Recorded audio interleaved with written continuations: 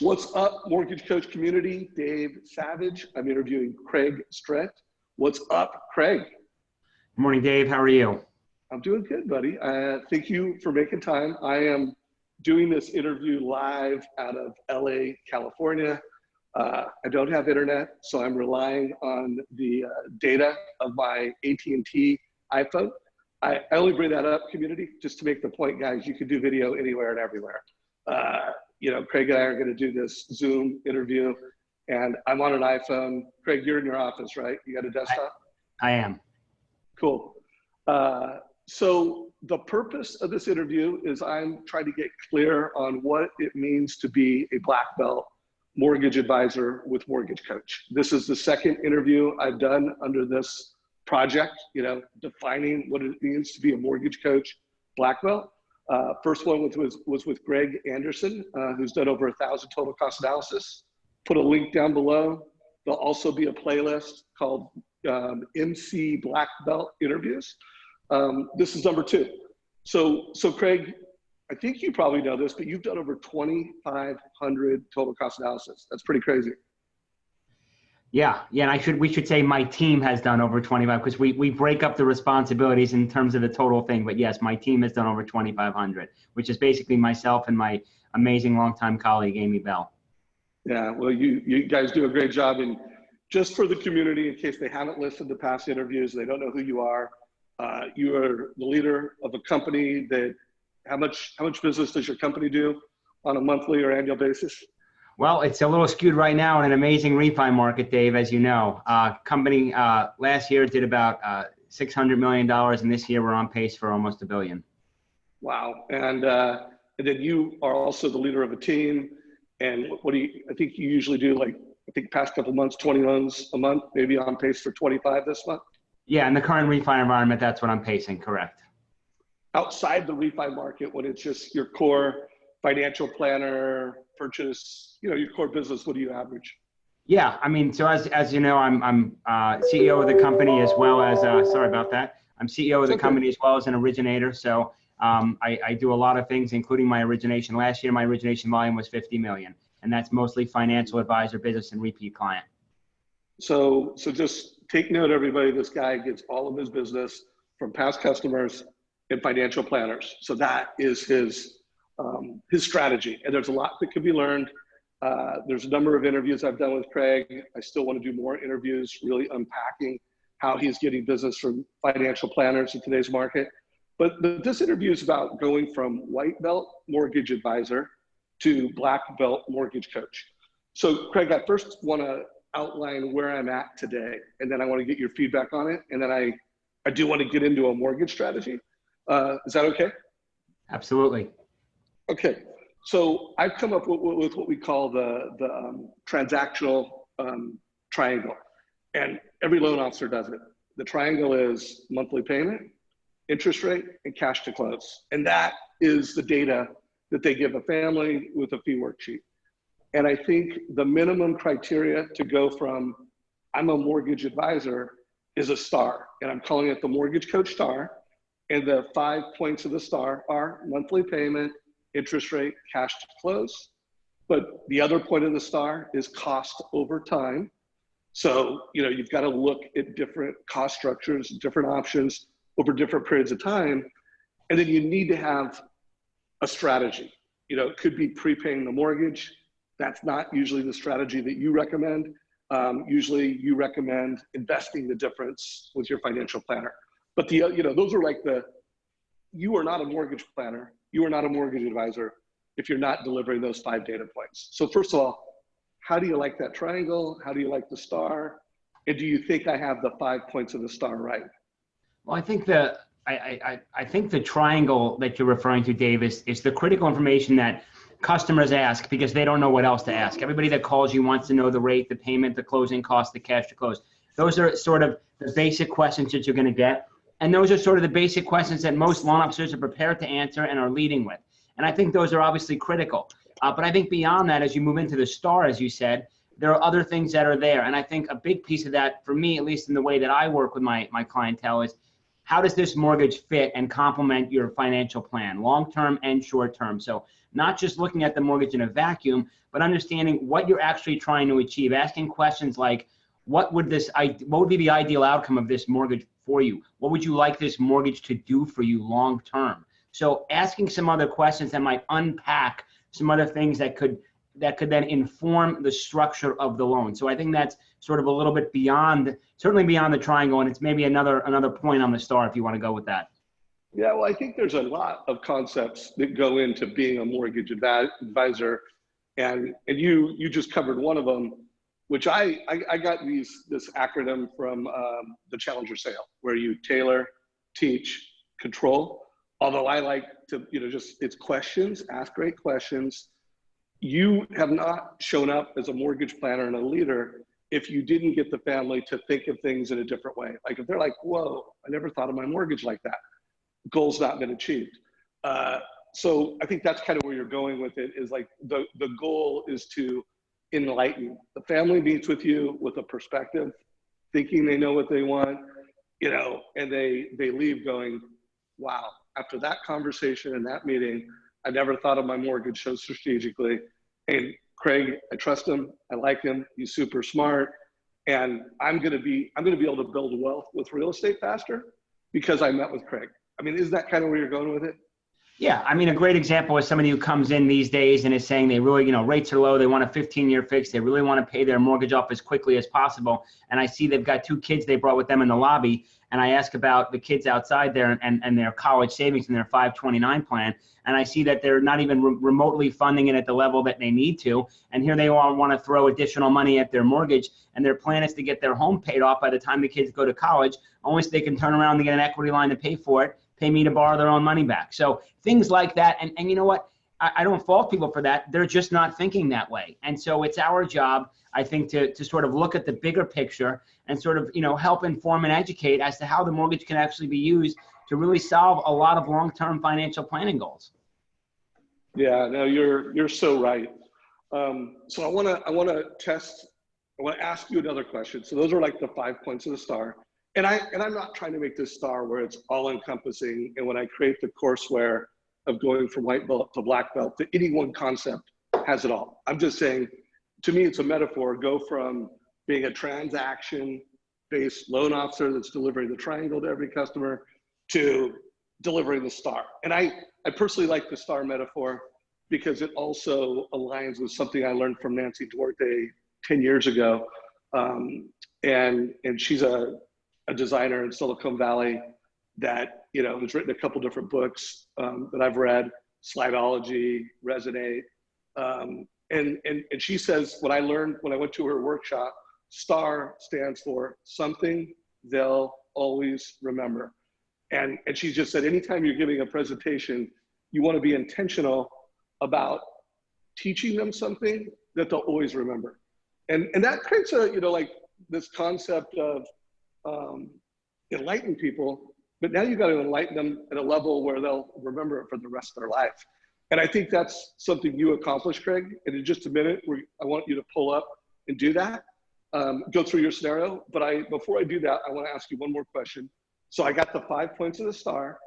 And then in the gaps of the star, I think in order to be a modern mortgage advisor, you need to use video. So by the way, if you want to be a black belt, you can be a green belt, you can be a brown belt, you can be a yellow belt, you can be a white belt. But if you want to be a black belt, you got to deliver the 5 points of the star. You've got to, and you don't necessarily need to use video with every client, but you need to know when to use video. You use live really effectively. So that's another, like video, live, audio. The fact that it's an omni-channel presentation, the fact that you could send a link, you could text it, you could email it, and then options. You always have to deliver options. So those are the other, call it key concepts that fit into the gaps of the star. Any thoughts on that? Any impressions? Well, I mean, certainly, I think in terms of if you're, talking about becoming a black belt, so to speak, as you called it, I think presentation skills and scripting are of paramount importance. And I have found that it's an absolute separator. You talked about being a transactional loan officer. I mean, that's a rat race. If you're competing on price all day long you know, you're just not going to build the kind of clientele you want over the long term. You're not going to build a loyal, referring, repeat business clientele over the long period of time. You're just constantly going to be, you know, competing based on rate and everything else and cost. And that's not going to be a fun existence for you, incidentally. Whereas if you're competing and you're really adding value as an advisor with scripting, the right questions, and presentation skills, I think that's a complete separator. Look, if two people are quoting the exact same rate, you and somebody else, and they're not going with you, that's a problem. And I think that the right presentation and using video is a huge differentiator. I find a massive time savings. A lot of times I don't even do, especially nowadays in a refinance market, I'm not doing a lot of Edge Lives and jumping on the phone people. I'm actually recording a video with the Edge Live highlighted, walking them through it and sending it to them. I'm also copying their financial advisor a lot, and they are generally blown away by that level of presentation, and they love it because they can watch it time and again. And obviously I get the notification, so I know when it's the right time to follow up. These are differentiators versus people saying, here's the rate, here's the cost, call me if you want to move forward. Like, that's not going to get it done long term. Yeah, and I like to hear what you said, because I have one of the categories called Omni-channel. And an Omni-channel came from the retail industry, and it basically means that, hey, you can meet the customer where they want, and they can do business with you wherever they want. If they want to come into your store and do business, great. If they want to do it online, great. If they want a hybrid, like Nordstrom's has done a great job of this, where it's like, hey, I come into the store, oh, you don't have that, we'll ship it to you and you'll have it tomorrow. It's omni-channel, doing business, communicating the way you want, email, text, social, and that's part of being a black belt. Part of being a black belt is knowing when you're talking to a family and they want to do everything via text, you're a black belt if you could do that. Part of it is, in Craig's case, he gets business from financial planners. So I'm sure he's using an email because he wants to email the family, he wants to loop in the realtor, or excuse me, the financial planner, but he's meeting them where they want. And when he gives them that link and they click on it, if they're at their desk, they're getting a desktop experience. If they're at a mobile, they're getting a mobile experience. But he's delivering this advice experience in an omni-channel way. And if you want to be a black belt, you need to know when to do that. You need to know how to do that. And then you need to do that in every selling situation there is, whether it's a rate and term refi, which are happening a lot now, whether it's purchase options for a move-up buyer, whether it's getting a renter, you know, doing a rent versus own.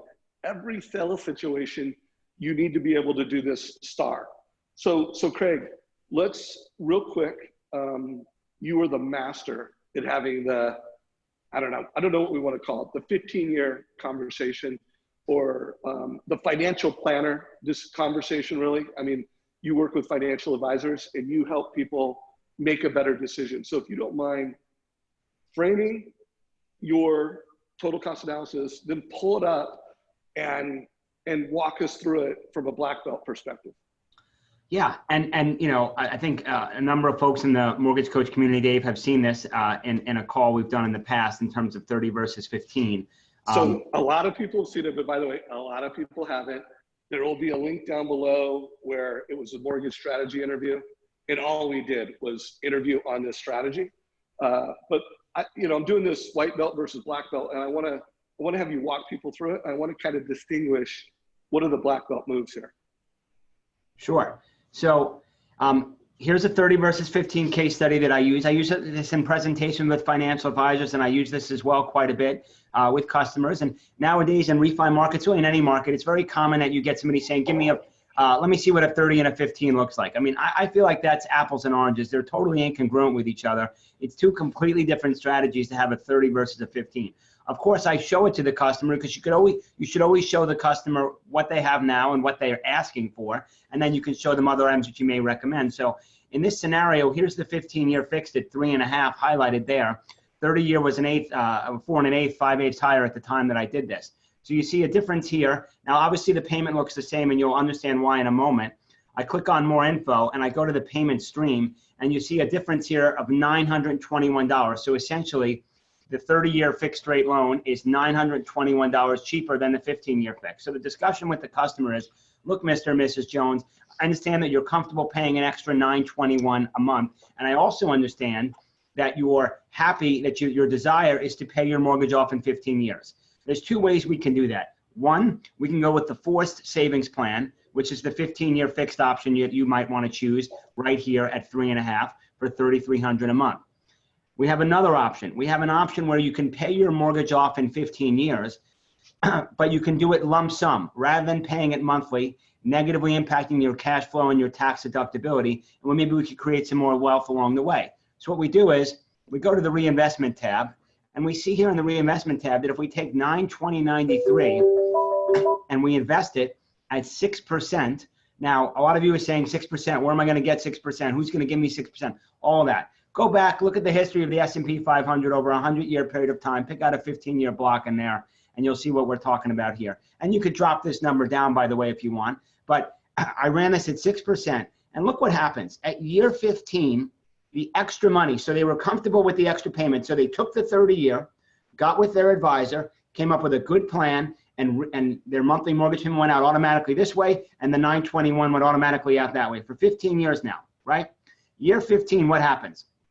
Year 15, we have $267,824 saved, and our mortgage balance is $259,877. So if these borrowers, Mr. and Mrs. Jones, we'll call them, want to pay their mortgage off in full per their original plan at year 15, they can do that. They can cash out this $267. They could pay off the $259. They could keep the $7,000 difference. You're welcome. And now their mortgage is paid off.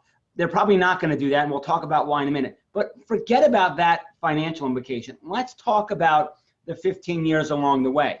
Let's say that somebody gets sick, somebody loses their job, something happens. They have this big pile of money now outside of the home that's their safety and their liquidity available to them. And that's the super important takeaway here, is that, there's a great piece by Stephen Marshall on A Tale of Two Brothers that he put out years ago on a 30 verse 15, where somebody pays so much extra to the 15 and tries to pay it off, and then they lose their job, they got all this equity, they can't get a mortgage, they lose their home. The key tenets here is safety and liquidity, right? And then after that, rate of return. Now at year 15, you'll come back and look at this and you'll say, do you want to pay off your mortgage in full, Mr. and Mrs. Jones? Or do you want to keep this big snowball of $267,824 running downhill and build up some more? And there's another case study that shows what that looks like over a 30-year period of time. The important takeaway here, folks, is that they said they wanted to pay it off in 15 years. You're just showing them another way to do it. And your way gives them a better tax deductibility, the safety and liquidity, and potentially a lot more in asset accumulation over the long run. The only negative is they've got to have the discipline to make sure that money goes out the door the other way every single month. All right. So Craig did so many smart things, and you notice he covered the whole star. I mean, he did the 5 points of the star. He knows how to add a video when it makes sense. He knows how to use the live experience when it makes sense. He focuses on the asset accumulation. You did something that I don't think I'll make it like part of the curriculum to be a black belt, but to be a grand master, you need to do things like this. But you'll notice he mentioned the exact dollar amount. A lot of loan officers mention things in concepts, but when he called out the actual dollar amount that they would have at the end of the term or at the end of his comparison, he said the actual dollar amount. And there's just value in that. You want to be an authority, a leader, an advisor. It's all about the details. Craig, anything else you want to call out as I'm kind of on this journey to define what's a black belt in advice? You're clearly one. Anything else you want to call out in this scenario? And then I have a couple more questions, and then I want to wrap this up. Anything you want to call out at this point? I mean, give advice that other mortgage people aren't giving. Ask questions that other mortgage people aren't asking. I used to have a list of questions on my screen, like what's your desired outcome for this mortgage? What does a perfect mortgage look like for you? What is it you hoping to get when we're all done here? So really making them call out. And sometimes they'll say, I want to make sure I get the best rate and terms. Great. What's the next most important thing to you? because everybody's going to say that. Right now, you know. So if my rates and terms are the same, does that mean if I'm better at this, you'd like to move forward? So having a sort of pre-closing verbal contract in place as well. And I think, understanding the financial advisor market, financial advisors for the most part act as fiduciaries. And if you don't know what that means, it means that they're required by law to act in the interest of the borrower. We don't have that fiduciary responsibility in the mortgage business, but we should. And you need to take that approach. You get so much power out of saying, you know what, I don't think it makes sense for you to refinance at this time. That is a huge thing to say to a customer, and they will refer their friends and family to you. Their advisor will notice as well. So I think taking the approach of knowing your stuff, get your certifications. If you don't have the background, it's not hard to get. There's amazing certifications for mortgage out there. Dave knows that I'm a big fan of the CMPS designation. I think that's a great one to have because you learn what you need to know. So get educated, get ready. Barry Habib years ago used to talk about getting your Series 6 and Series 7. Just understand the language and put yourself in a position to give good advice. If you do that, they'll feel like they're losing out by not going with you.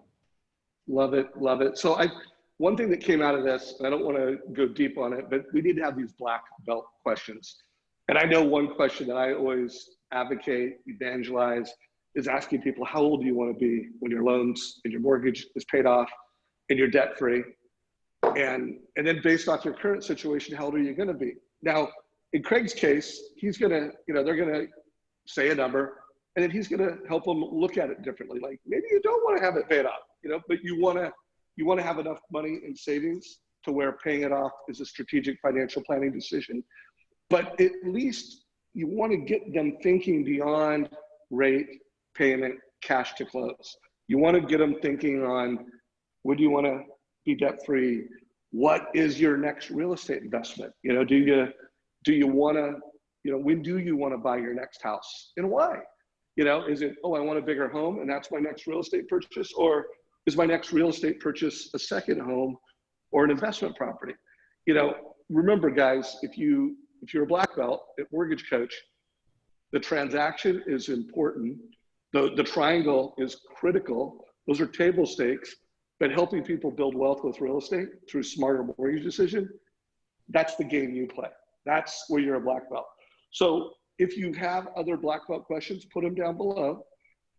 Craig, anything else you want to talk about in terms of this kind of journey I'm on? Any questions for me about the black belt process that I'm doing? Already closing thoughts for the community.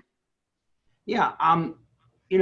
My closing thoughts are that it's a hurdle sometimes to develop some of these skills, and that, you have to sort of, there's a great book my friend Caleb LeGrand gave me, which is, slow down to grow fast. And I think sometimes you just have to pump the brakes a little bit and learn how to use the software, learn how to do the presentation, develop your list of questions. And if you do that and you get your presentation set, that will go a really long way in the long term.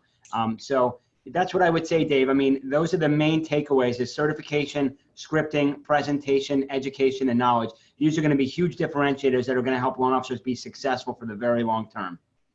Yeah, and you just reminded me, Caleb is absolutely another black belt and a grandmaster at Mortgage Coach. I need to do an interview with him as part of this process.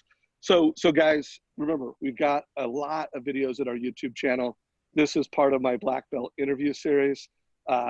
If you want to grow as a mortgage advisor, I mean, all of our interviews are great, but the series that I did called Mortgage Strategies, which I think I don't even know what number I'm up to. It might be number 50.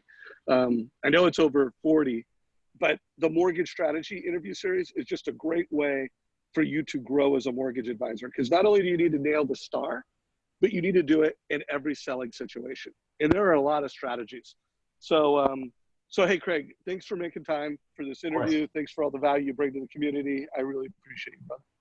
Thank you, Dave.